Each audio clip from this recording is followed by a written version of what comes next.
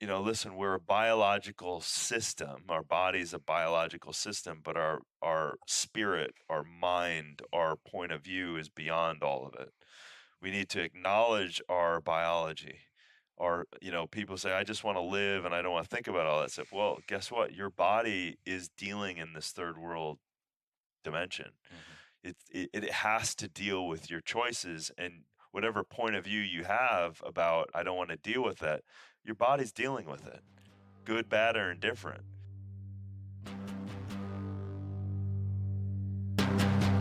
When this baby hits 88 miles per hour, you're gonna see some serious shit. Well, that is the story of human progress. 1 inch at a time. I'm your host, Joe DiStefano, and you're listening to Stack. In today's episode, I sit with Darin Olien, the original superfood hunter. Darin has been traveling the globe for decades in search of the most powerful wild foods and nutrients that this planet has to offer.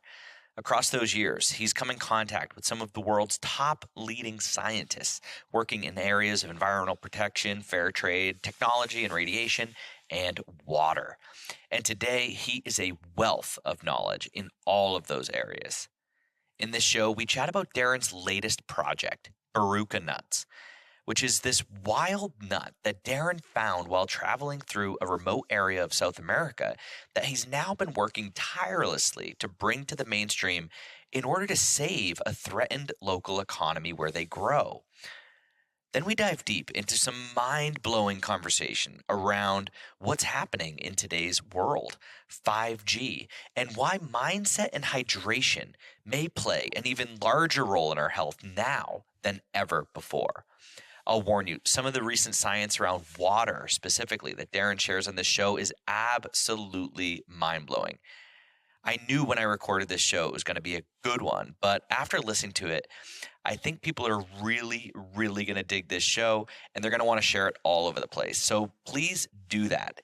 Darin is a guy working on some amazing projects that are having a massive impact on the lives of real people. And he's offering us some incredible free medicine on today's show that I really know you're going to enjoy. So thanks as always for listening, and enjoy today's show with Darin Olien. Today's episode is brought to you by Traeger Grills. For those of you that have been listening to this podcast, you know I absolutely love my Traeger grill. It sits right outside my house.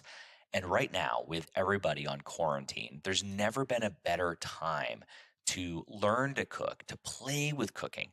We all have more time and energy to nourish ourselves and maybe our close family members than now. We're all cooped up indoors, and there is absolutely no better cure for cabin fever and no better way to take a break from the depressing news than to cook.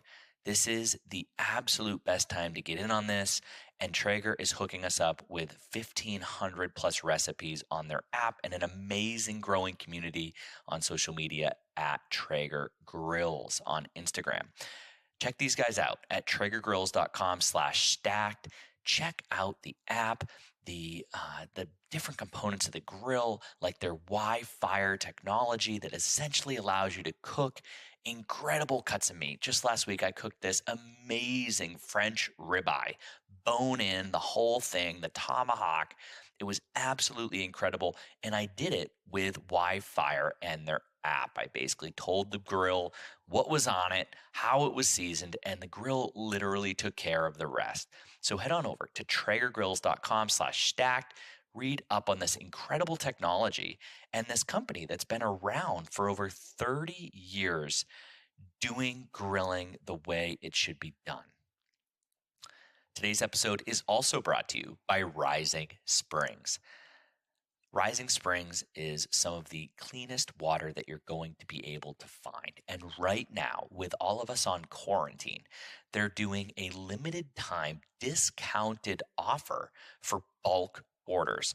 You can get 40 or 80 boxes of this unfiltered 16,000-year-old rainwater that has been stuck under the Earth's crust up in Idaho that when it's on its way to the surface, which is basically the heat of the earth is forcing this water up through just immense amounts of granite and quartz crystals, it comes out so incredibly mineral rich. It is crazy. In fact, Rising Springs calls their water a natural mineral supplement because of that incredible mineral content. It's also naturally alkaline and just absolutely incredible. In fact, on today's show with Darin Olien, we actually discuss the best water you can get, which is a protected natural spring, of which there are few of left on the planet that have not been contaminated. And this is probably the best one in the United States. It's 2.2 miles deep. It has been sitting there undisturbed, and it literally comes out of the earth into the package and gets shipped right to your door. So head on over to Rising Springs Source. If you do a standard order, you can save 25% on your first delivery with code STACKED at checkout. And otherwise, if you click the banner at the top of their website, if you're interested in that discounted 40 or 80 box bulk order, which is basically dropping a pallet of water right on your doorstep so you don't have to worry about water during the quarantine, just send them an email and tell them that you're a listener, and they're going to give you a special discount on that massive bulk order.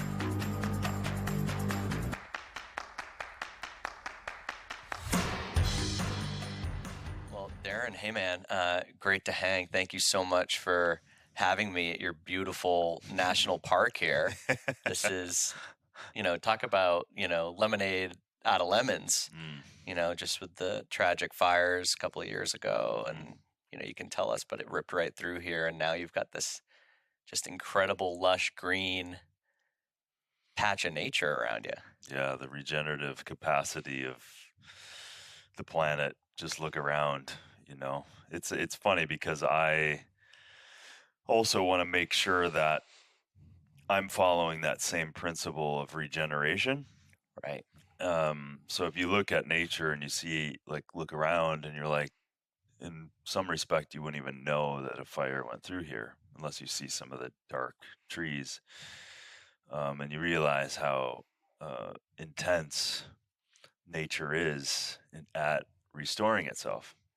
And so I just kind of, how can I do that to restore my property and my home and everything else? So it's just good old fashioned get to work and navigate through some of the bureaucracy and all of that stuff. And as a result, we have a future guest house that we're sitting in now, which is my current home, and it's great. And I got my dog back, and I'm getting to watch firsthand nature turn back on in such a powerful way. I mean, there's several botanicals and plants and flowers that have never been seen before. Wow. And this is a fire ecology, so we have to acknowledge the fire is a part of this nature. And so in that capacity and in that understanding, I take that on intensely. And I've been in the environmental green tech world and have friends that are incredible inventors and doing things around the world. And we've bumped up against each other on superfood adventures and environmentalism and helping people. It all becomes the same kind of ethos in a sense. And so the future of this place is going to be quite incredible. No power that's going to be from an outside source. Multiple regenerative green technologies that people have never seen before. A new way of building. So seismic, fly ash, geopolymer, beautiful home. But you'll have all the comforts, but with no need for dependence of food, water, shelter, and power. So this is going to be ground zero for something new for the future. And because of the world that I've been in, I've gotten lucky to meet many of those people that are not on social media, that are not, you can't even Google search them, but they've been silently and powerfully moving forward way before there was a green name to it or a sustainable, sexy term. So yeah, that's the future of this place and the future that I'm moving towards, and something that I deeply care about more than ever now. Obviously. Yeah, I mean, that's just insane that, there's actually new species of plants and flowers coming in post fire. It's kind of the circle of life in true form, right? Sure. It's just such an amazing thing. And now if you look at yourself, like I can't even imagine what you went through with the house burning and losing everything, I assume. But now that has started a cascade where you're heading even further down this path where you're building this new house. What can you tell us about these technologies that no one knows about? Yeah, I mean, I started a podcast, haven't launched it yet, so I'm about 13 people in, and one of those people is my buddy Chris Patton, and we talk a little bit about it. Okay. Some of the stuff he won't talk about. Yeah. But he'll help you build it here. Oh yeah, Yeah. yeah. Well, people won't know how to access this place, so we'll be good. So I'll have, no one's gonna. They'll know that it's in Malibu somewhere, but they won't know how to find it. So yeah, it's. I mean, that's a huge rabbit hole, but it's way beyond solar, way beyond wind.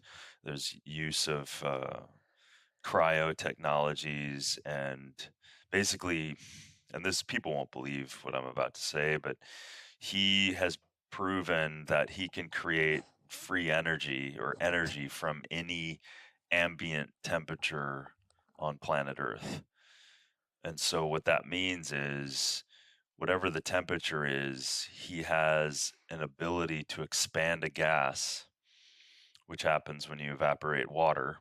It's an expanded gas into gas form and creates power. It expands, so therefore you can run generators on. I mean, the Chicago subway used to be run on air compression.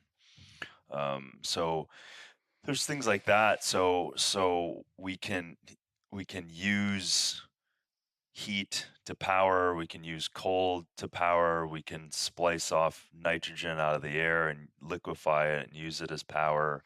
We have thermal reactions that we can gobble up many times. One easy example is if you want hot water, you can get a 55-gallon drum and paint it black and let it hit the sun, and it expands in that drum, and then you run it to floorboards and things like that and create ambient temperature from the ground up. You can build into the earth, which has a very stable geothermal temperature. So there's a million different directions. So we're going to have multiple technologies. Yeah. That's insane. And I will reiterate, no one's going to find you out here. I couldn't find you with a GPS, a map, directions. Yeah, exactly. It's in a different, little bit of a different dimension. Out here. Yeah, it's absolutely gorgeous. Yeah. Now, Darin, one of your big projects right now, and I'll link to that podcast once it's live in the show notes for this one because I'm super interested in hearing more, and I appreciate you sharing that. Yeah. One of your big projects right now, which I am a consumer of. I'm a customer. Which I just found out, which is awesome, by the way. I love that. Amelia and I both. I mean, because, we live in Venice and Erewhon is right there, and they have always got that new thing that kind of hits the shelves, and they're really good about bringing those things, especially when they're local. And so we've been eating barukas for quite a while, and I think our guests would really love to hear about sort of the journey you went through. Where did you find them? How did you bring them to market? How are you now beginning to scale that business? Because this is not a common nut that you're going to find at most grocery stores. Yeah, no one else is doing it because of many reasons for that. And yeah, well, thank you. I love it when people, are consuming it because it's like an artist who gets to find something that believes that people will enjoy it. So therefore, when someone is consuming it, I know for me that you are receiving the nutrients that are far superior than any nut, because we've tested them from a micronutrient, macro, antioxidants, phytonutrients, prebiotics, all of this stuff. So I'm ecstatic that that's occurring, because that's one of the loves of finding a superfood and getting it to people so people can enjoy the benefits of that. And that's fueled me, pun intended, for 15 years doing this stuff.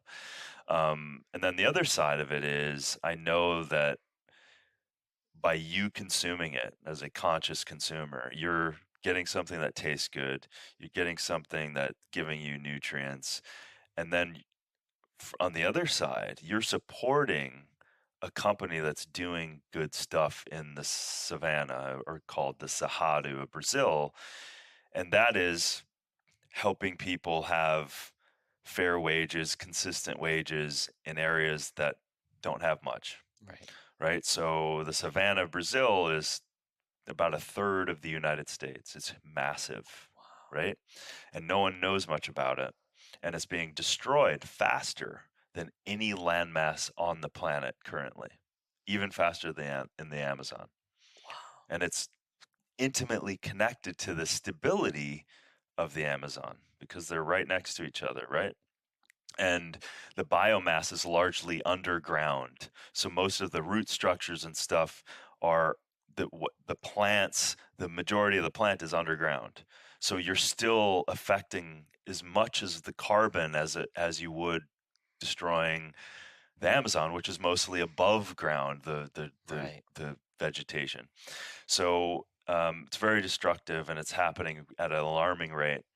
And so the Barozeda tree, where the baruca comes from, is a very sacred tree from a indigenous point of view, but it's also a very gifting tree botanically, and it's a nitrogen fixer. So it pulls nitrogen out of the air. It transmutes it in its root system and the microbiological system underground, and gifts it not only for itself, but also to the plants around it. So it's one of those anchor trees and plants that is good and stable for the environment. And so when you lose that, not to mention as a very deep tap root that taps essentially the aquifer below so that it can produce and thrive in an area that, unlike the Amazon, which mostly rains, the Cerrado is virtually bone dry for 8 to 9 months. And so the maturation of this nut is a wild harvest once a year. And keep in mind, we're talking about a wild food. And now we're scaling a wild food that is in a huge landmass. So most people don't realize that how little they're receiving the power of wild foods. Right? There's no pesticides, there's no herbicides, there's no outside irrigation, there's nothing other than nature building this superfood. It's building this superfood that, similar to, birth of children, that's about 9 months. With this, you can't pick it early. So if the indigenous people, want to go pick it early, well, the nut's not formed. So you can't anyway. So when it's formed, it drops. Upon it dropping, then you can pick it up. So we have the foragers go out, they pick it up, consistent wage. We've negotiated, we've hundreds and hundreds of meetings throughout the Cerrado with indigenous people, with elders, with the chiefs. We met this amazing chief who's a 35-year-old woman. Hats off to strong women. Created great stability in that area. And then we met PhDs and universities that have studied the Barozeda tree, met with botanists here at UCLA to really understand as much as we can to help create stability to create economy and to create something that's fantastic for the people and the environment, because every 5 pounds that you buy and the customers buy, we plant a tree. And we create a nursery and we give them back to the indigenous people so that they can put them back on their land, because the threat here is that they need something to live, and they live. If you've traveled around or not, this is basically how it goes. When people in the indigenous world are trying to stay on their land, they live very much day to day.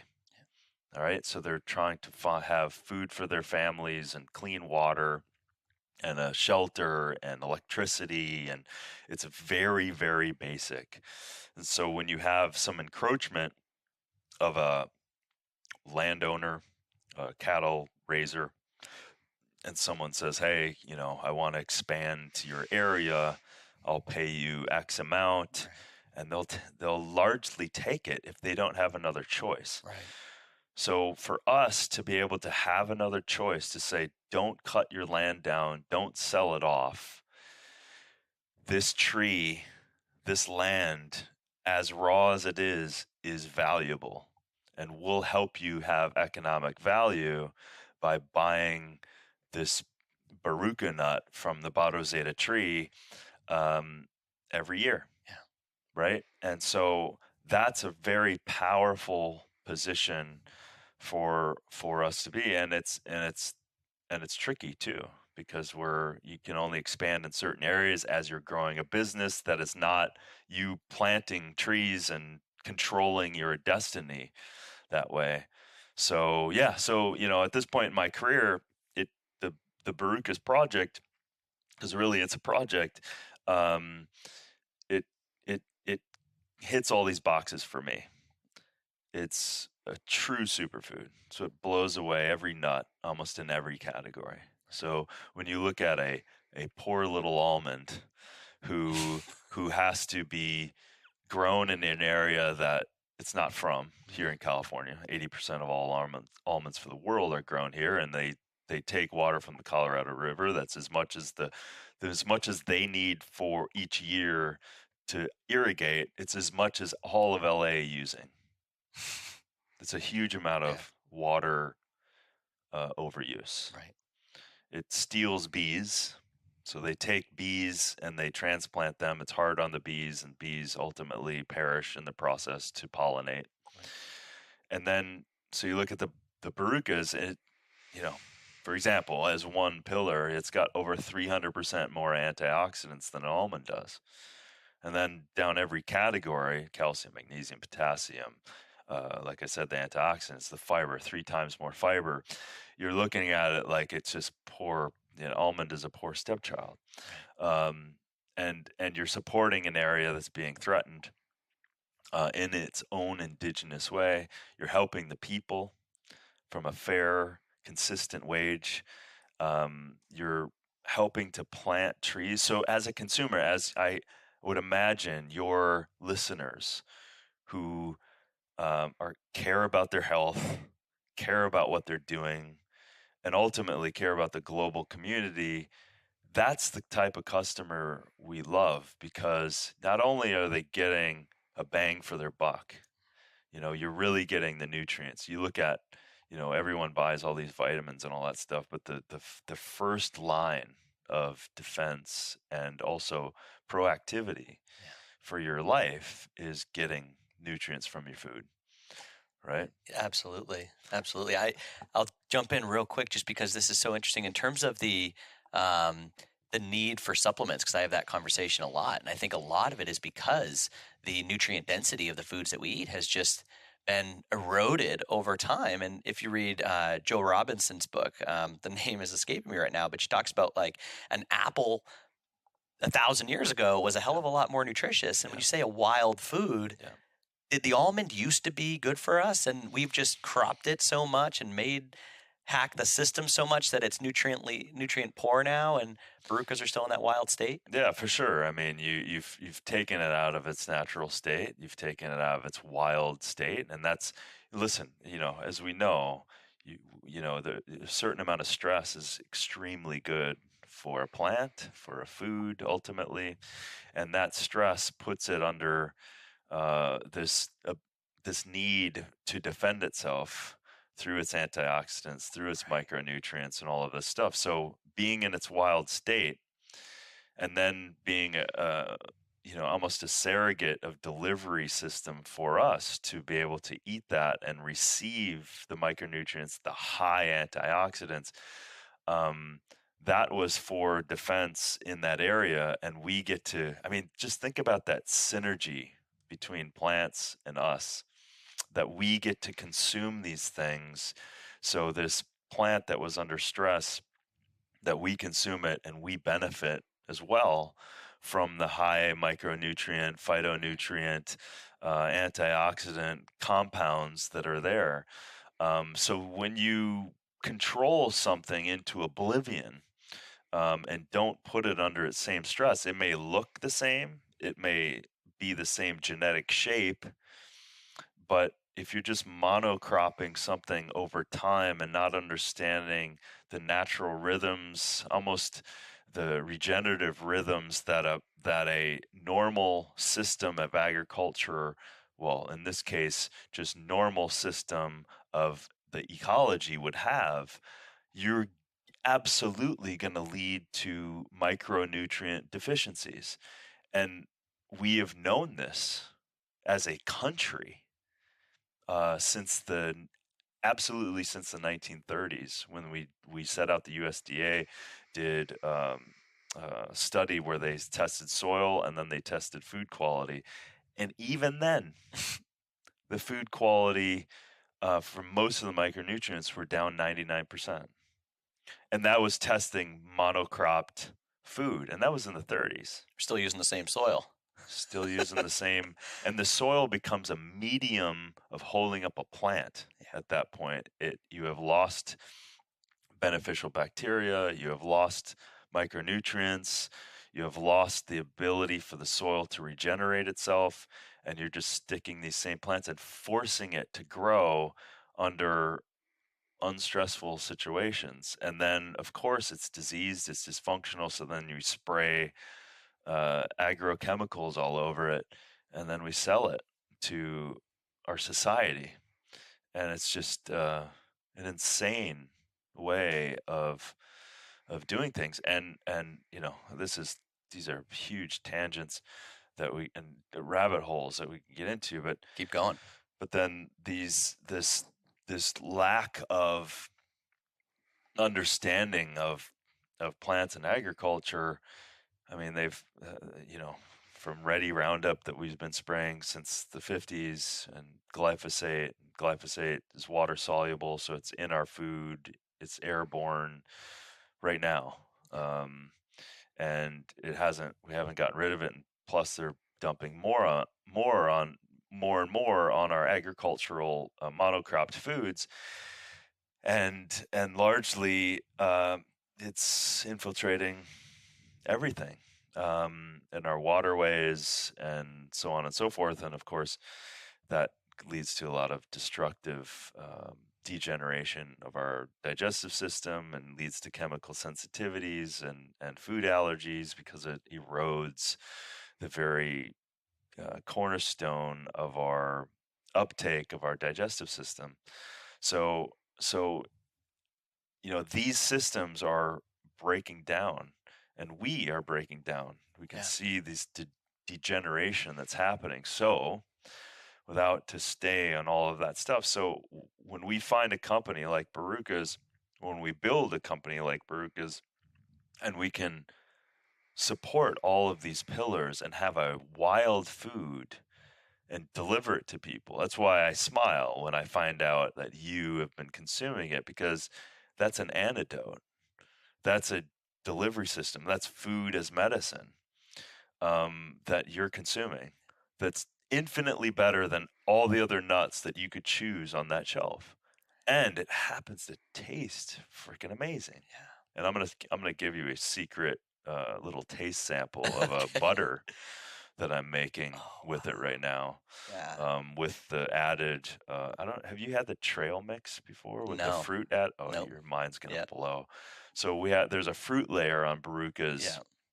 that that I shaved. Ultimately, I saw a very old fruit, and we call the fruit. It's the whole fruit with the shell and then the one nut inside. Got it.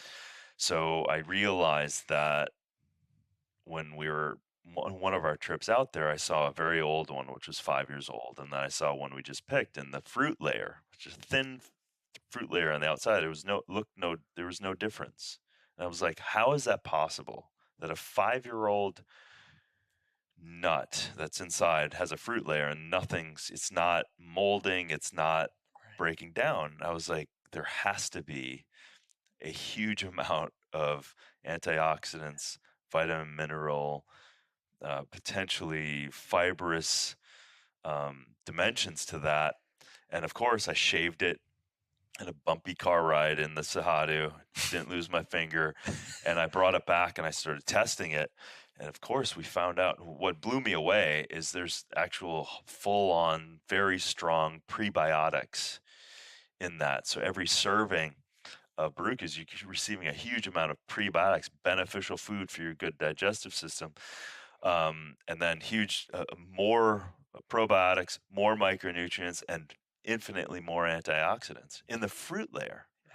So when we add those back in, you're getting more antioxidants, more micronutrients, more fiber, all of this stuff. So, and it's delicious. Yeah. So there's this little sweet added to it. It's almost like a perfect trail mix, a perfect cereal. Add like some sort of nut milk over the top of it. It's fantastic. So nature blows us away. Right. And if we get away from nature for too long, we suffer. Our systems suffer. Our society suffers, and healthcare goes crazy. Yeah, well, I mean, when you were describing the, just this monocropping culture and all the things we're doing to the soil, it's not such a far cry from us living in, LED lit, white walled office. It's like we've come so far, and Exactly. our bodies are not resilient. That's why we need hot tubs or saunas and cold tubs and exercise and all these things that we have to toss back in because we've robbed nature of those things. Sure. And we call it biohacking, but it's Yeah. just it's so funny. I mean, it's funny and tragic and beautiful all at the same time. And it's like, okay, take off your shoes so you can get the electromagnetic grounding from the earth and get back and reset your circadian rhythms, shut off these LED lights, shut off all these other fluorescent lights. Try to light candles in the morning, have nature. I mean, I never turn on any lights in my place ever. Right. And it's always getting back to, and then we've got EMFs and all of these, what I call, and a term I picked up from a very good friend of mine 20 years ago, it's called fatal conveniences. We have a lot of these things. Right. Our phone is a infinitely convenient toy and tool and now computer, but there's a fatality to it all. So if it's on us, if it's on our head, it's irradiating. Well, it's plummeting us with radiation, right? It's messing up our DNA and RNA signaling. So our protein synthesis gets off because we're electric, right? And then tumor activity and whatnot increases, and it suppresses our biological systems, and we suffer. Not to mention, I'm not even going to get into the 5G, just craziness that is coming, ultimately the blanking of the world with 5G systems via satellites. We won't even be able to escape it. And so then you have other things popping up, and you have things like radiation stopping technology, and I have my phone and my laptop thing that blocks the neutering of the world through that stuff. You have things in our waterways, BPAs in our plastics, all of this stuff. And it's, so we have convenience. So just to reiterate, for people to understand this fatal convenience thing, it's convenient. I can pick up the phone. I can call anyone in the world. I can plug in my GPS. But that put up to my head or that close to my body has a very negative downside to it. And if you add that up over time, it's going to affect you tremendously. And then you have things like the fatal convenience of turning on our faucet. The convenience is I have water that comes out. I've been many countries in the world that they don't even have that. Yeah. They don't even have the convenience of water coming out of any tap that they turn, right? So they're jerry can sticking their bucket in fecal filled water, and then it's Russian roulette whether they're going to drink it, but yet they have to drink something or else they'll die of that. So I've been around that a lot. And so our fatal convenience of we think that that's clean water and it's convenient that it's coming out of our tap, but we have infinite issues with our current water as well. So there's an infinite list of fatal conveniences that we need to be aware of. Right. I mean, like you mentioned a couple. Fatal convenience of staying in, working all day under artificial lights, going to work in the dark, coming home in the dark, never seeing the sun, no vitamin D production, no circadian rhythms, can't sleep, melatonin production in the toilet, testosterone essentially gone, not to mention the fatal convenience of food, Yeah. manufactured food and Garbage. Yeah, exactly. Mostly garbage. So anyway, that's gives you a context of our modern day intensity of convenience, but the downside of that, which is Right. what you said, it props up this other side of it. Like, oh man, we have to take off our shoes. We have to get out of this light. We have to create some good stress, get in some cold plunges, get in some hot sauna, not be afraid of the sun. Don't slather on chemicals on your skin to block vitamin D production by 99%, by the way. SPF 9 blocks 99% of your vitamin D production, which then suppresses your entire immune system, your lymphatic system, and it creates depression and like all this kind of. I would actually love to go down that rabbit hole of both a little bit about 5G and a little bit about tap water, because these two things, I feel like the 5G thing with Amelia being pregnant, like I've done a lot of research, but I think I've either consciously or subconsciously done a little bit less than I otherwise would have, because I'm afraid I'm going to pick up my family and get the hell out of LA and, move to the middle of Iceland or something. Yeah. But I'll have a funny story for you. I was just flying in last night and we were coming in just from San Francisco, and I wear the Lambs underwear. Yeah. And they also This is blocking EMF device, blocking technology underwear, certainly to protect your balls and your sensitive organs. Exactly. And they actually sent, I emailed Arthur, the owner, and he just sent me a long cloth that's about 16 inches wide. And it's the material. It's the raw material for this. And with Amelia being pregnant, we wrap her in it. Oh, that's beautiful. Before, definitely before a flight. But even if she's sitting in Wi-Fi or whatever, we just started wrapping it around her. But you should have seen the search I got yesterday at the airport, because they were like, hey, like your junk is glipping the radar. And it was like, what are you carrying? It was like front and back, like exactly there. And so I had to have this really bizarre search done, and like where they like pulled my underwear out, like not like just pulled it away from my body. And they're like, what is going on down there? And I'm explaining it to the guy, and I'm like, yo, you just x-rayed me. I'm about to get on a plane. I got this underwear on that blocks the radiation. He thought you were nuts. And he's like, you think I'm going to stand 2 feet away from a machine if it's actually emitting anything harmful? And like, anyways, it was a whole thing. Dude.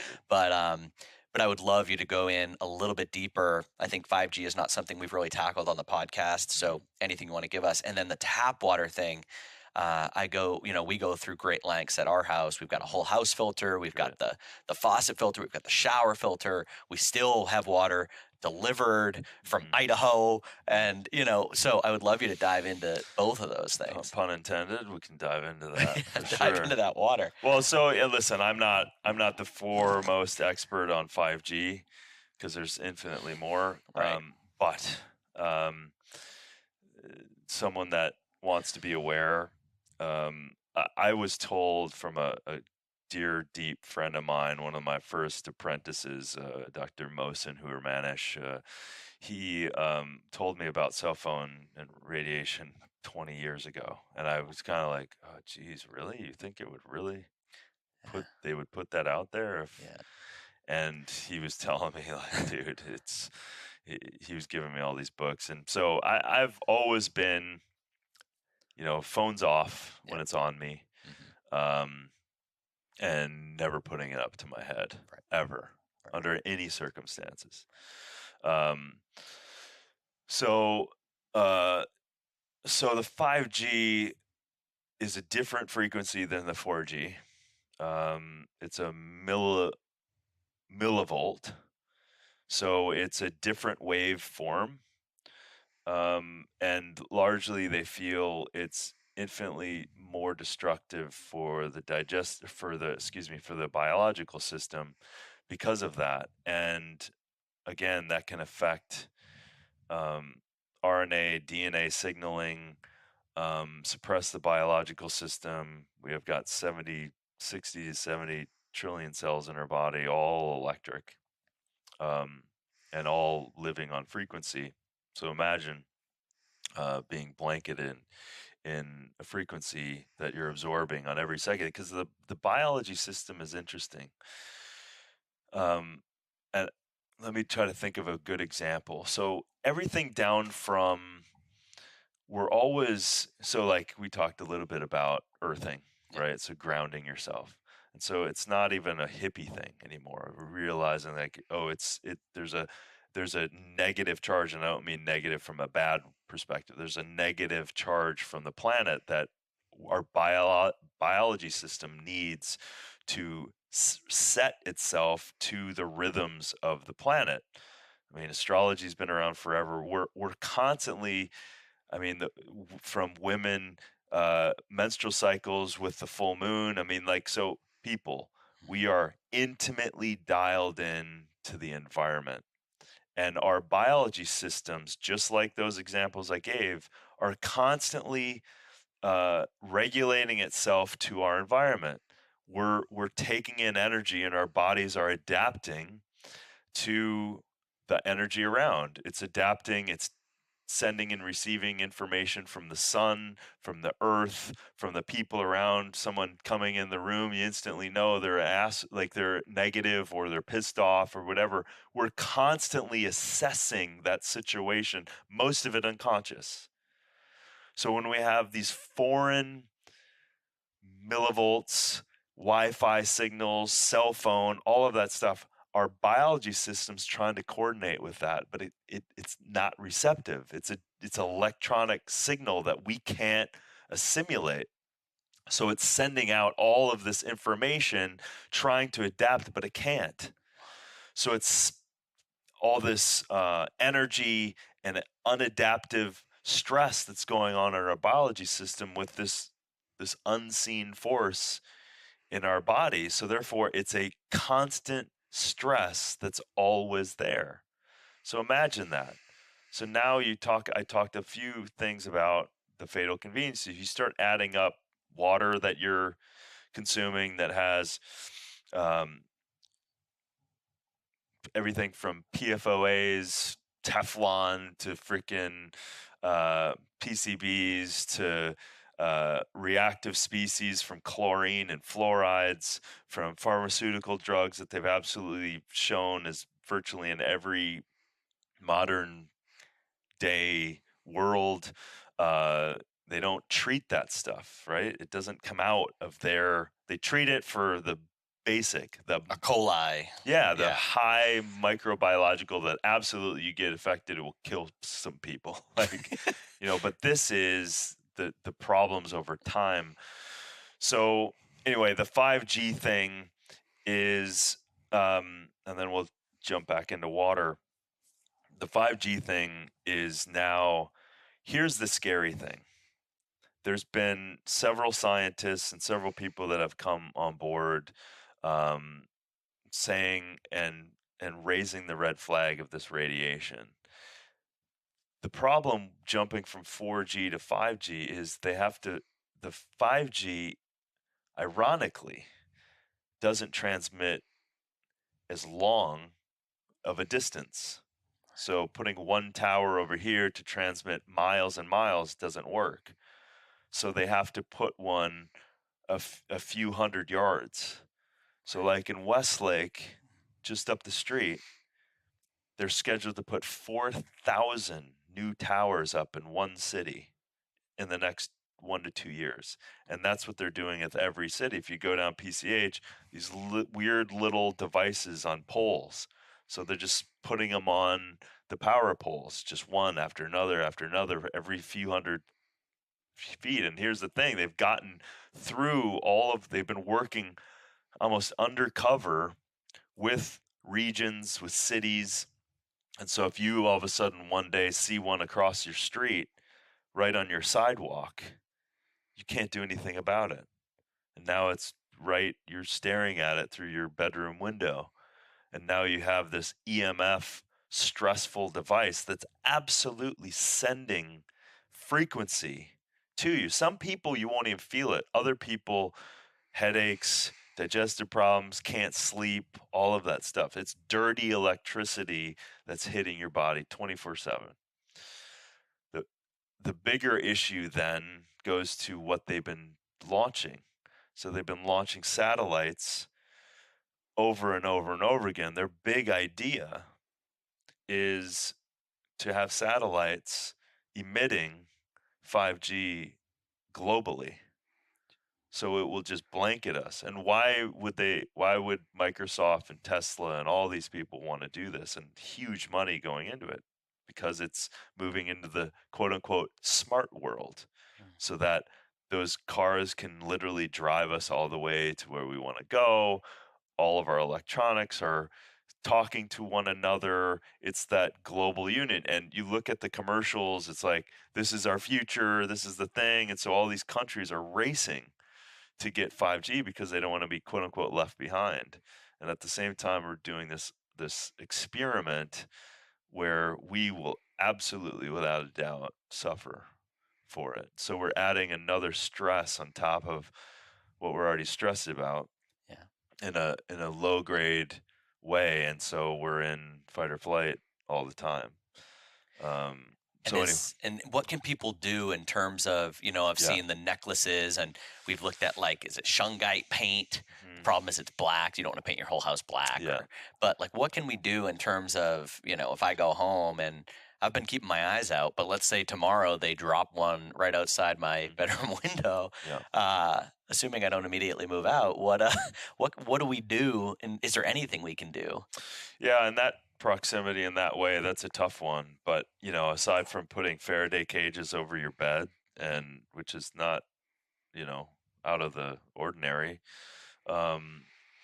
which would block this stuff, and without repainting your house of lead, which that wouldn't happen. Meaning that that frequency couldn't get through. Nothing could get through in that sense.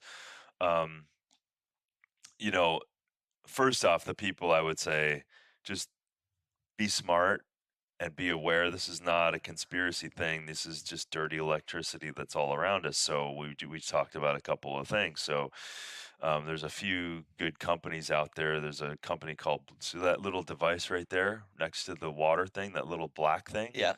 That's emitting, it's a biologically receptive frequency emitter, so that my body harmonizes to that over the electricity that could be around, or the EMF that's around. So that's a company called Blue Shield. Blue Shield, right? Not the healthcare company. Blue Cross. Just type in Blue Shield EMF, and there's another company that has my cell phone, a blocking device for my cell phone and my laptop, if it's on my lap or close to me. It's called Safe Sleeve. Safe Sleeve, I've heard of that. Those are great things. So there's great common sense things you can do. I mean, there's Blue Shield as caps. You can wear shirts. I think Ben Greenfield talks a lot about this as well. Luke Story. has talked a ton about this. There's a bunch of other technologies, and then obviously the underwear. It's funny because I just ordered those like last week. Yeah. So I should be getting the saving the balls from EMF. Keep the bad off the goods. Exactly. And the neutering of our hormones are happening as a result of all of this stuff. So, the motility on men is in the toilet. The sperm count, the ability for the sperm to even swim and get to where the destiny needs to be is not even funcking anymore. Right. And you see that in the rise of IVF and decreased fertility. Lots of people that have, I've gotten a lot of questions like, what was it like trying to get pregnant? Because it's almost normal that it would have been a challenge. Yeah. It's a really strange thing. Yeah, it's tough. Yeah, it's tough, and I don't want to sound too crazy with this stuff, but for me, it's like you don't want to be a victim to it. So you need to be aware and then implement habits that ultimately you won't have to think about anymore. Yeah. Right? So it's not that if you get too stressed out or you get like, oh my God, the whole world, I'm dying, and if I don't do this, I'm gonna die. Like that, you will suppress that. That's taking a positive mental outlook and throwing it in the can, and now you're adding on stress of just your mental attitude.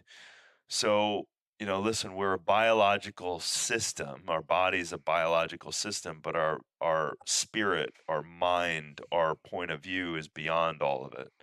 We need to acknowledge our biology.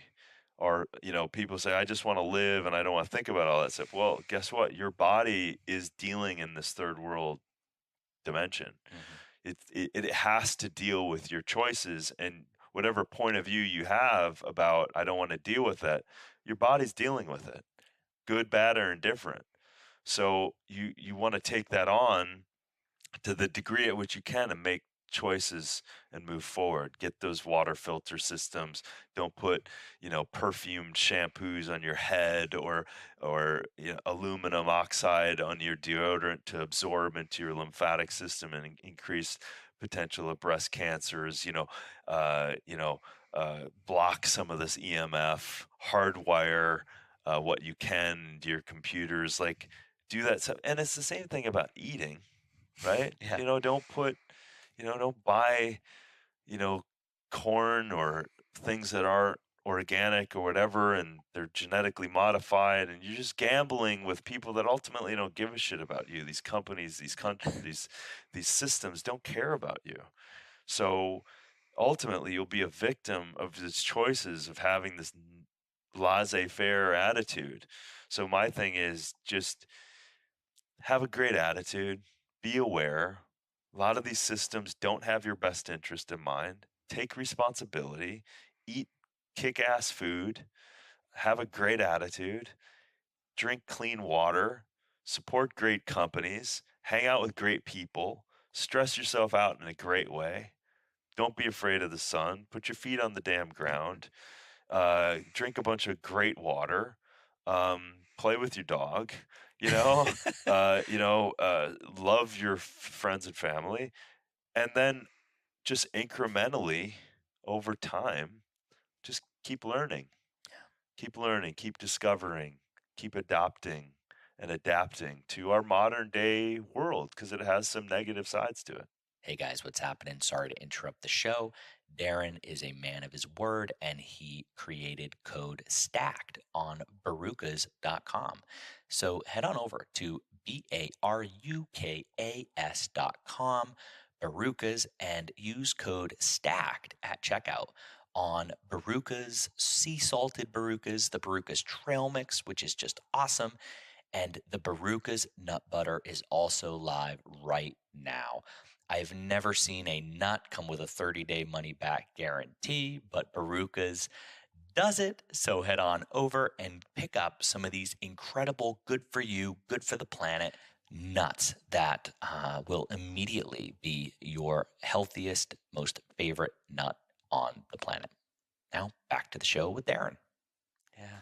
And I think just that, first of all, not kind of externalizing authority or assuming someone's taking care of you. I think that self-reliance piece is everything. And then I think when people look at the way that maybe you and I live or whoever, and it's like, I can't imagine doing all those different interventions. Your life must be so crazy.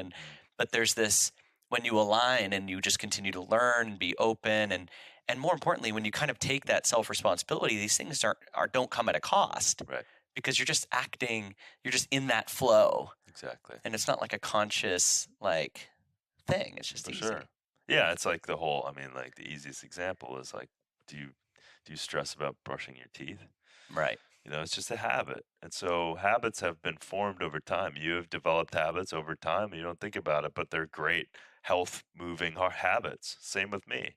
Like I don't, I've hunted superfoods all my life. I got great connections around the world. I eat some of the greatest foods in the world, the most nutrient dense food. I'm not obsessed about it. Yeah.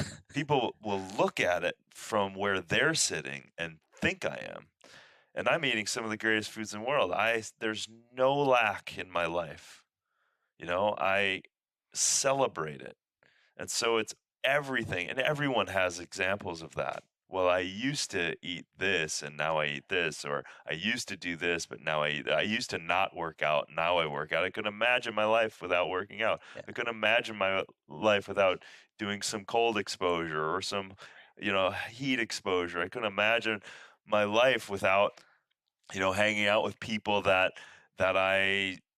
work out like me or have the same goals and aspirations of wanting to get better. I mean, it's everything. So you find your tribe and that tribe feeds more and more, or be the leader, right? So if you don't have a tribe, cool, be a leader for it, because God knows we need more people that are inspiring other people to be better. And it's just an incremental thing. It's not jumping to perfection and then you're there. It's a constant evolution. Yeah, that's beautiful, man. So, you mentioned about water, so we should probably touch on that. Yeah, so water, I mean, there's something so special about water. I mean, I've spent time with some of the top researchers in the world. In 2018, I was at the Bulgarian Water Conference with top scientists literally from all over the world, some of which 90% of it I couldn't even follow because it was so heavy in science. And that was created by Dr. Gerald Pollack, who's been around on some podcasts and has dumbed down some of the ability. But I think for the basics, for some of the people, if you're not, number one, stay away from plastic. Certainly stay away from things that are not BPA free. Mm-hmm. Make sure that if you are drinking anything, make sure it's BPA free, because BPA is a type of synthetic estrogen that they use to make plastic malleable. And the more malleable, the more BPA it has in it. So the more estrogen mimicking compounds it has in the plastic. So obviously, like I find myself in an airport or traveling and there's no choice. I would rather hydrate and drink a little of that smart water, that Fuji water or whatever that has a little harder plastic, a little better, and hydrate if there's not glass somewhere, right? At an airport. Yeah. But also I'll take filter systems and certain things with me when I travel and hide certain things away and try to restructure and rebalance water wherever I can. So the easiest thing for people, because this is going to be the question. Yeah. People always say, okay, well, what do I do? Well, you have to get rid of the junk that's in there. And there's a lot of what's called total dissolved solids. It's an amorphous kind of broad term of the TDS that's in the water. And that is huge. If I turn that tap on, it's hundreds and hundreds of parts per million of unregulated compounds in that water. And they're all reacting to each other, creating more and more unknown particulates that you're unconsciously consuming. Again, If you're like, I don't want to do that, your biology has to deal with it. Yeah. So it's going to take a hit. Yeah. So you want to deconstruct water. If you can't find a natural spring that's tested and that doesn't have agricultural runoff or whatever, and if you have a natural spring that is beautiful and perfect, very rare on this planet that has, then that's your source of water. That's the best source of water. It's the best structured of water. It's the best cellular receptive water. So that being said, 99.9% of the people don't even have that option anymore. So we're living in a first world fatal convenience of water that's just not quite great. Right. It's got a lot of bad information in it, and it's got a particulates. So pharmaceutical drugs have hit our water. The BPAs have hit our water. The reactive species of the chlorine that they use to disinfect water as it runs from the water treatment plants to the faucets. So there has to be a certain level of chlorine that will kill off bacteria as it goes from the water treatment plant that it got its A+ rating and then it has to travel. Yeah. So now, but it's also reacting to things that are in the water, creating other unregulated and damaging things to the body. There's a lot of stuff in the water. Like chemical reactions. Yes. Just on its way to you. On its way to that's you, right? crazy. And so there's a lot of things. So the question people go like, okay, blah, blah, blah. I get it. There's some stuff in the water. We got to do something. So an easy way is a distillation. So vaporize the water to reconstruct it so it doesn't take all its junk with you. So then that drops your TDS to 0 to 5 parts per million. Virtually just wipes out all of the crap in the water. Now we need minerals and electrolytes in water. So never drink that water on its own. Okay? Don't drink that water. Distilled water will actually dehydrate you. Well, yeah, it creates an osmotic gradient that it needs to balance itself again. So it will pull. So the body works in hierarchy. Where it needs hydration, it will pull other minerals to stabilize that water so that it can pass the membrane of the area that needs it the most, the cellular membrane that needs it the most. So it will steal from the body over here. The greatest example of your central nervous system is never going to dehydrate. Your blood system is really never going to dehydrate. Your body will do everything it can. It will steal the water from your skin and other systems in order to keep those things stable. Keep the pH stable, keep those, because if those change, you'll die in a second. So the water is incredibly necessary to systemically be used throughout the body, but it will also primally go to dehydrative states that you won't even recognize that you're dehydrated anymore, right? And then your body will shift into a dehydration mode where your skin will sacrifice over time, your eyes will sacrifice over time, and then the hierarchy of that will sacrifice over time, and your brain will shut down the intensity of you needing to find water, because what it's then decided is that you are in a desert zone where you don't have access to water. So you've trained your body to shut off those signals. So there's nearly 10% of all Americans, it's actually 7% of all Americans don't even drink an ounce of water a day. They don't even drink an ounce of water a day. So you have nearly, you have about 25 million people that don't drink an ounce of water a day. And then you have, all degenerative disease has a component of dehydration. And then if you're 1% dehydrated, your learning and cognitive abilities go down by 30 to 50%. So how are you supposed to even be normal? How is your brain supposed to work? How is your system supposed to work? How are you supposed to even get rid of toxins. How is your joints not supposed to hurt because it needs water for the synovial fluid, for the bursa sacs to keep? How is that supposed to work? It doesn't. And yet we have this super nutrient that we're not consuming enough of. And so if you have 7% of all 25 million people not drinking an ounce of water, you have well over half of the world in a dehydrated state right now in America. So they're in chronic pain, they're hypertensive, their brains don't work that well, they're absolutely constipated, and the number one thing for dehydration is fatigue. But yet you keep reaching for diuretics, you keep reaching for adrenal producing, stress producing compounds, coffee, Red Bulls, sugar, all of that stuff because you want energy. But you're missing out on this amazing thing that is the cornerstone of almost every single process in your body, right? So we need to build that system back up and give your body the hydration again over time. So back to, what do? Reverse osmosis system. You can put it under your sink. Yep. A few $100, boom. You've now, so similar to the distillation, it's wiped out. That membrane that it's going through doesn't allow for those particulates to pass through, and therefore you've blanked the water.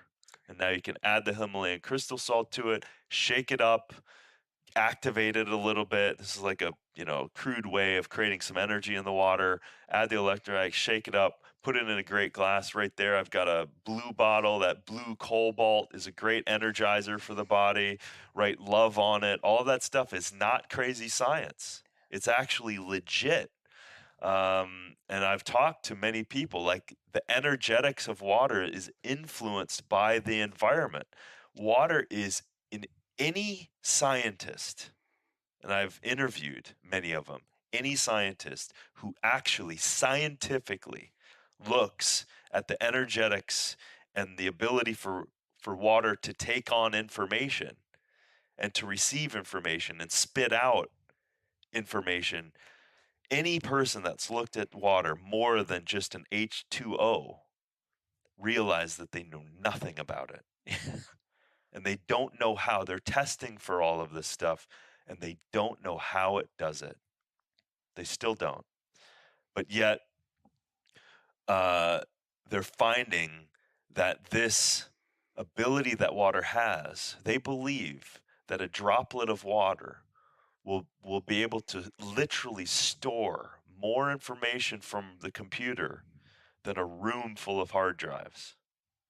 And they're finding out ways that you can store information in water in an infinitely greater way and share information in that way, because they're already seeing it happen.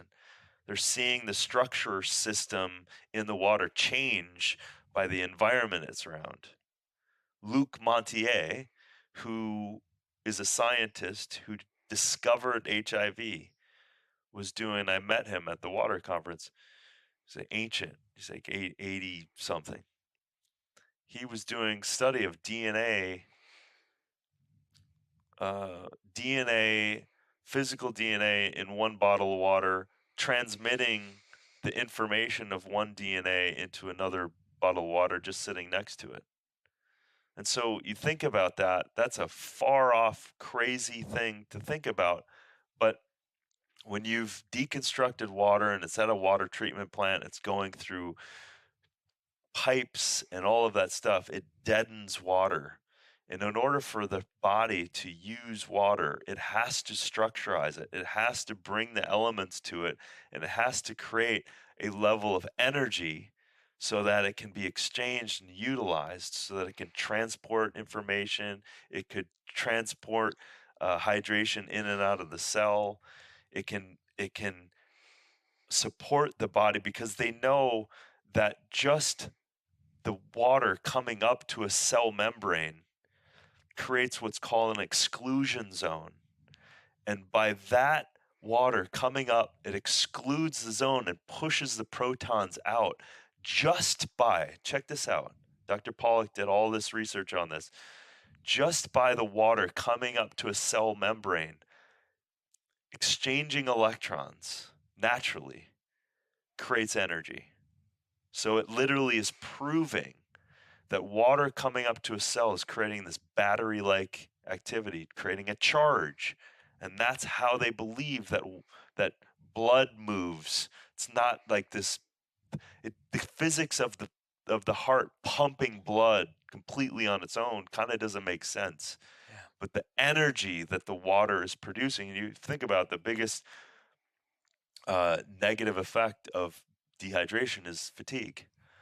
But they're now starting to see on a cellular level by just this exclusion zone that's coming up to the cell membrane of water that proton shift is creating energy, literally just by it's free energy. So at the core, drink more damn water and you'll have more energy. You'll have more ability for your body to perform every function in your body. That's insane, man. And I mean, a few things I took from that. And number one, I got a little comic relief just out of the idea that when we're cognitively operating at 50%, all of a sudden we understand why the dehydrated dude doesn't have the bandwidth to think about filtering his water. You know, or Totally. this is a circular vicious cycle. Loop, yeah.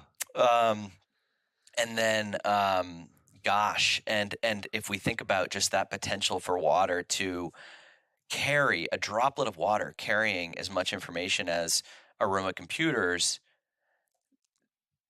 now if that's the power of a drop of water, I can't imagine the potential of a drop of water filled with birth control, pharmaceuticals, antibiotics, Monsanto. The destructive potential of that water. If that's not enough, if it can carry that much good, yes, I can't imagine how much bad it can carry. Exactly, and that's what we're unconsciously drinking all the time. Even, what was the journey of of the perfect water that showed up to your door?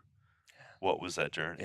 Yeah. Like, what information is there? So do we want to infuse it then with water? So I got that jug. I got another one, that other jug right there, that other flask.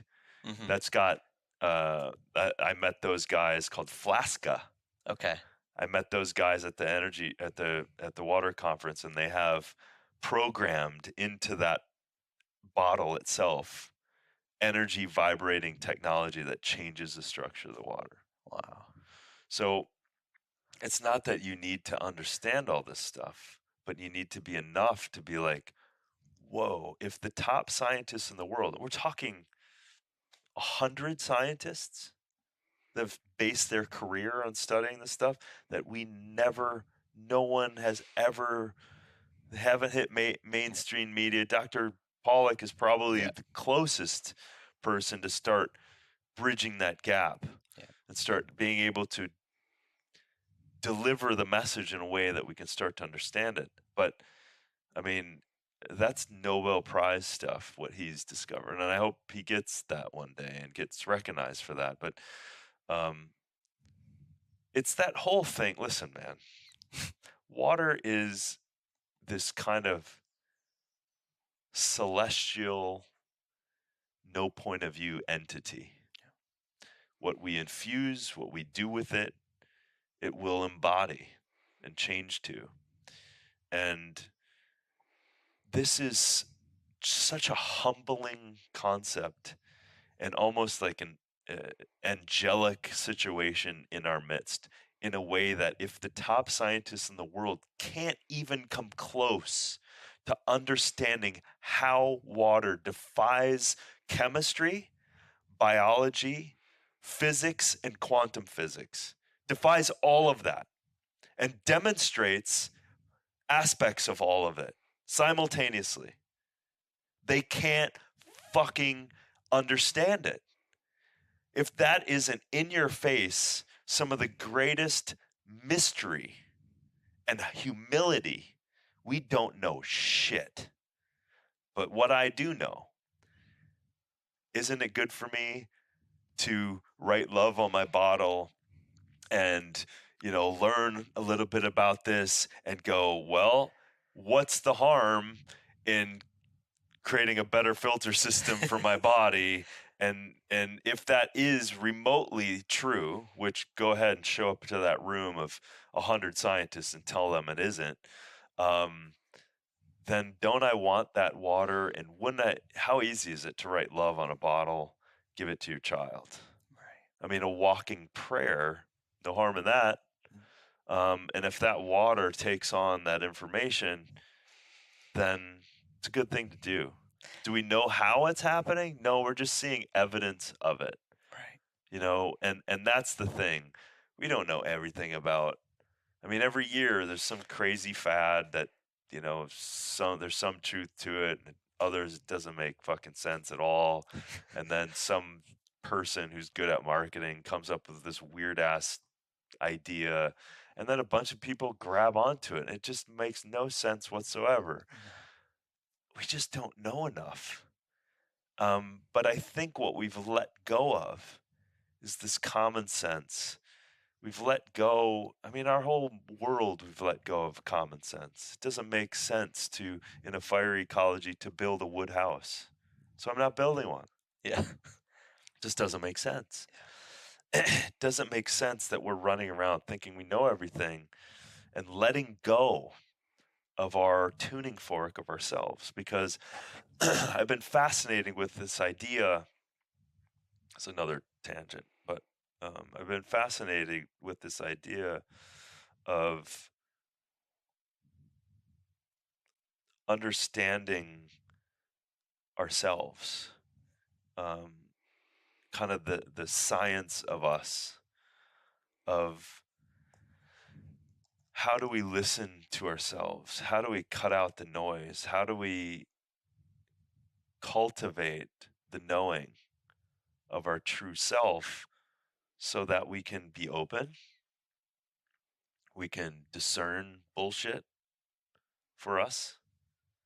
And then we can tune in to the greatest force, whatever that force is that's allowed us to be on this planet, whatever that force is that's created water, whatever that force is that allow you and I to be sitting here, some sort of consciousness that's exchanging information and sharing energy right now. Like, it's fucking crazy, dude. Yeah. It's funny because I was just today walking, and today was beautiful. Remember yesterday I said, hey, the yurt might make some noise if it rains hard, and our audio might get a little crazy, which is endearing in one way. But it's a beautiful day today. But it's been kind of crappy. It's been cold. It's been wet. It's been blowing. It's been muddy here. So in the one respect, I'm like, yeah, it's a little, I don't want to go outside.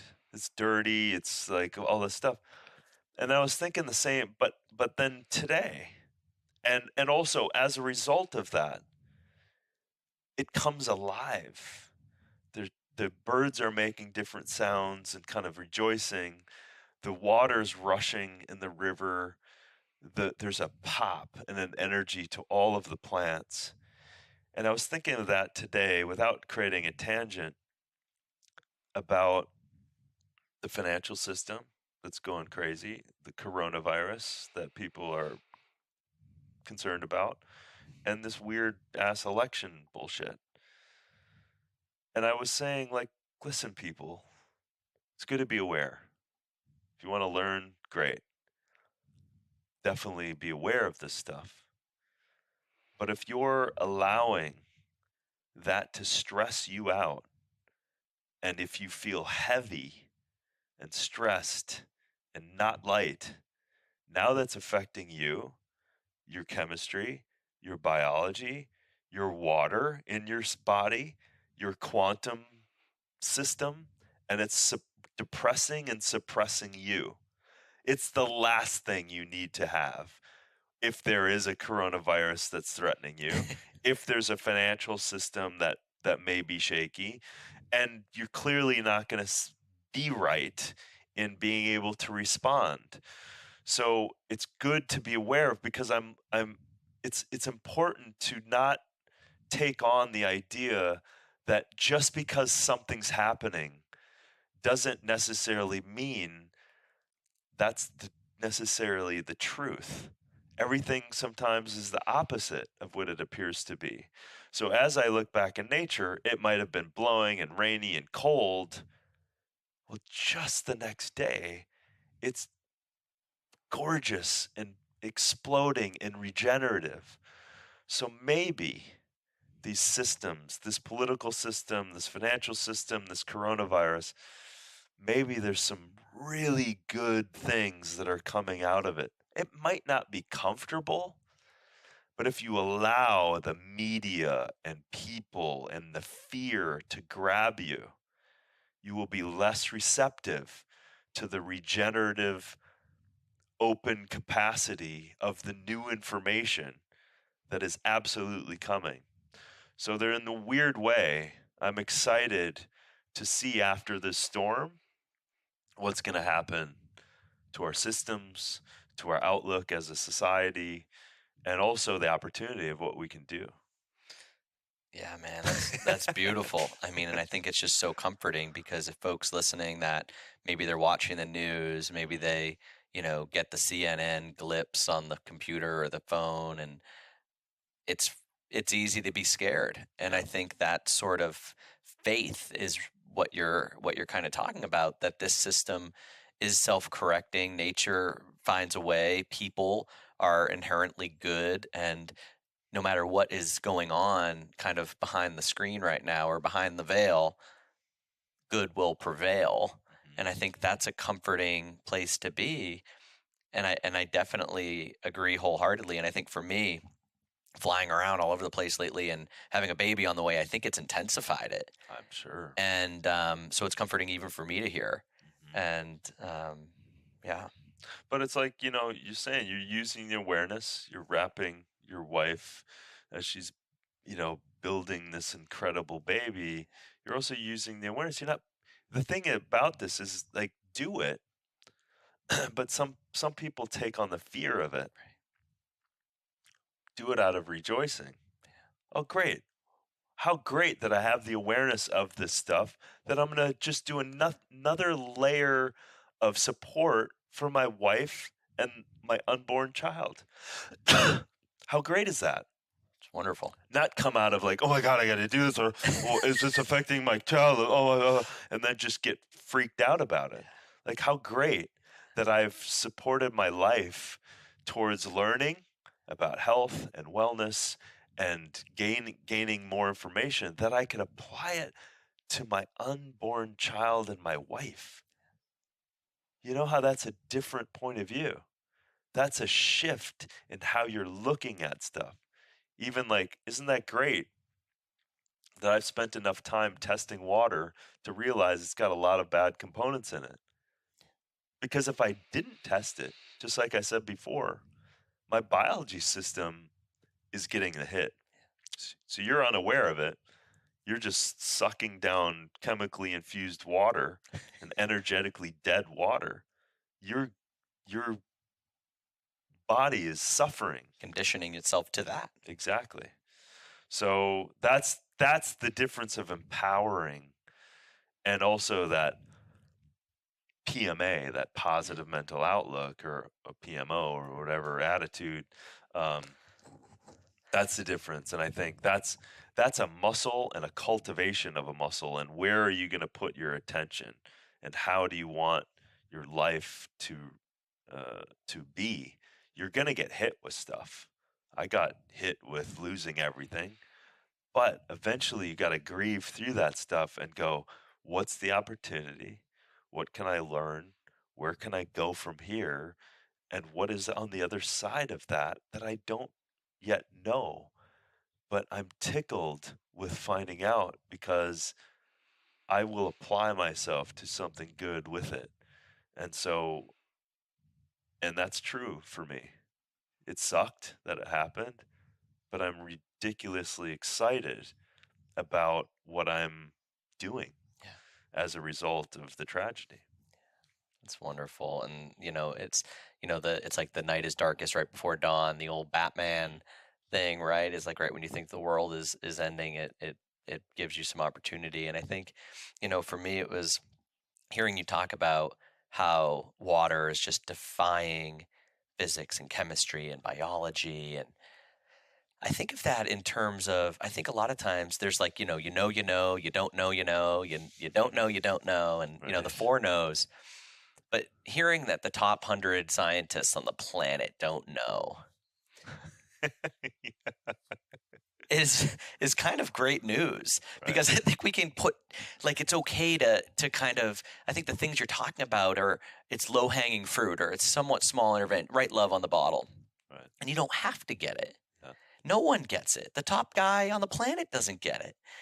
And so I think we try to put boxes around stuff that don't really belong in boxes. And I think there's this sort of default that if it's not in a box, then it's safe. Or if it's not in a box, then it's okay. Or if it's not in a box, then it's good. So if the water thing isn't in a box yet, then turn a blind eye to it. But in fact, it's the other. Yeah. It's the other. It's the, if it's not in a box yet, just listen to Darin and like, do these things and take care of your water. Yeah, it's like, they may not know how it gets there, but they're seeing the effect of it. Right. They're seeing the effect of some of these things that the water is doing. They don't know. So the point, they don't know how it's occurring, but they can test to see that it actually is occurring. They don't know how it's doing it. And that's the thing. Like, we are so infinitely complex in this great mystery, flying around on this planet, getting to experience this thing, this life. Seems to me that if we're open and we're aware and we're willing to expand our awareness and be less a victim and more empowered, it seems to me, certainly worked in my life, that I just have a better now. My now expands, and the more I'm able to be that, receive information the best that I can, be positive in it, but also not be positive in the sense that shit happens. But what am I going to do? The cultivation of taking those things straight on and not pretending that grief is not a part of reality, not pretending that fear, sadness, anger, resentment doesn't come in. And those are opportunities. But the more we open ourselves up to the mystery of, like, okay, well, what is the opportunity for me? The more we have a menu of other options to choose from. And to me, that's part of the mystery. I love, I think it was Socrates or Aristotle, like, the more I know, the more I don't know. Like, or it's that whole thing. It's like, I love learning. And the more you peel back that onion, you're like, well, how does that happen? I mean, just peel back I studied physiology in school and stuff, and you keep peeling this back. How the fuck is this actually, from nutritional biochemistry to organic chemistry, to just pull that complete layer back, and no one knows actually how it's occurring. It's just that it's occurring.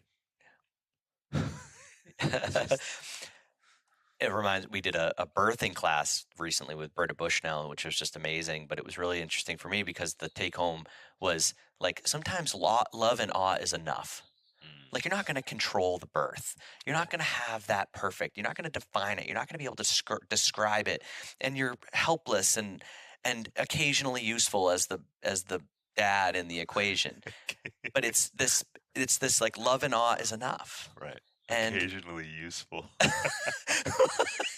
like, Oh terms of the birth, I mean, Yeah, there's yeah. very little. Well, even the rest of it too. Yeah. Occasionally you'll be Until 18, yeah. yeah. So it's a little bit like that with anything that's nature, that Mother Nature is erupting around us, and that love and awe is enough. And I think that's what And every so often having some usefulness is great. every so often. Beautiful.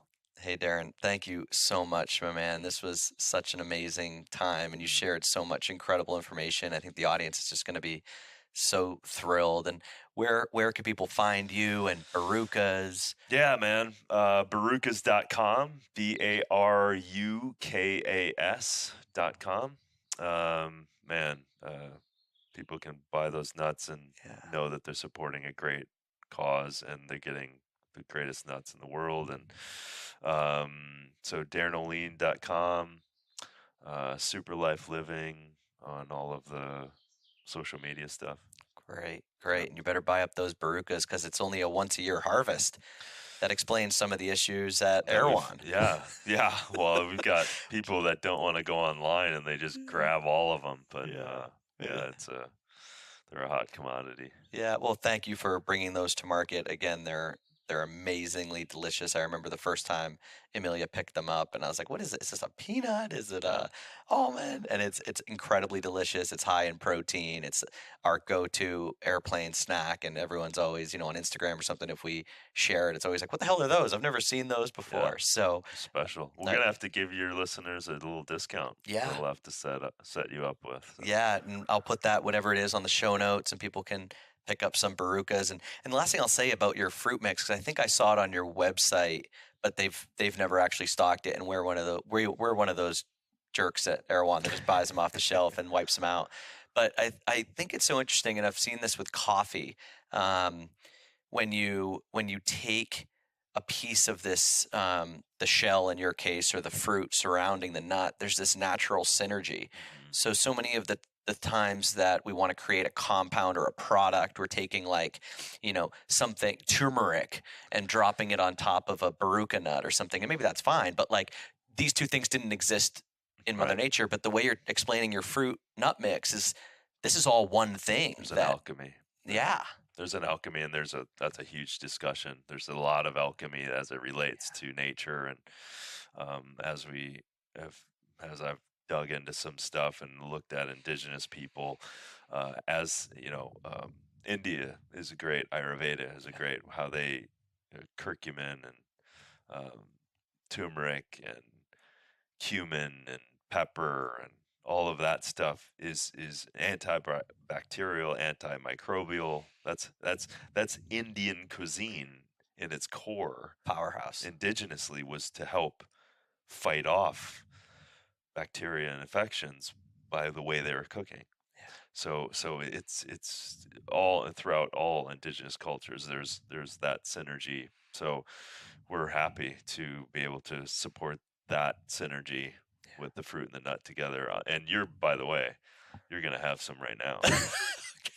Perfect. Well, great time to turn this thing off. And thank you guys so much for listening. And everything we chatted about will be in the show notes with links and a discount on Darin's Barukas. So thanks again, guys. Until next time, we'll see you later. Thank you guys so much for listening to today's show. I hope you enjoyed it. For the show notes to today's episode and every episode of Stacked, just head to coachjodi.com/stacked.